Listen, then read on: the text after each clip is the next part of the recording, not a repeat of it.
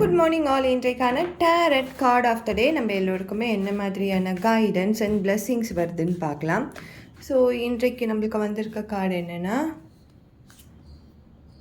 Okay, 5 of Schwarz. இந்த 5 of Schwarz வந்து நம்ம ஆல்ரெடி பார்த்துருப்போம்.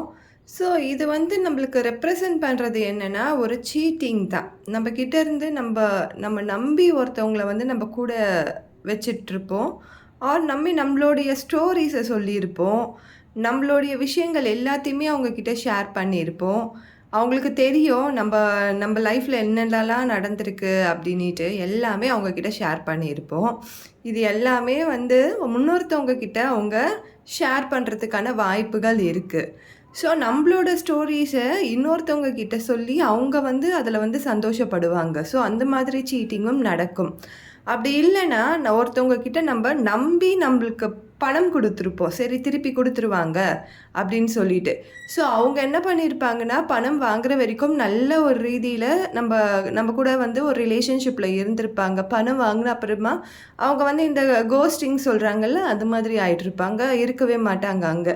ஸோ நம்மக்கிட்ட இருந்த எல்லாத்தையுமே நம்ம அவங்களுக்காக செஞ்சுருப்போம். அவங்க வந்து பார்த்தோன்னா கோஸ்டிங் ஆகிட்ருப்பாங்க. திரும்பி வருவாங்களா வரமாட்டாங்களான்ற ஒரு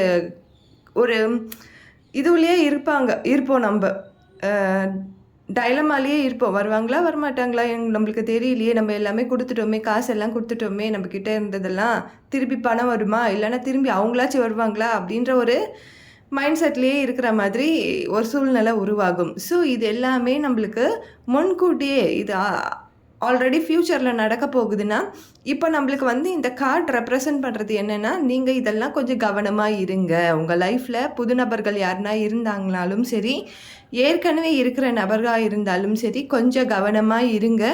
இந்த மாதிரி சீட்டிங் நடக்கிறதுக்கான வாய்ப்புகள் இருக்குது. ஸோ அதற்கு நீங்கள் வழி கொடுக்காதீங்க, வழி விடாதீங்க.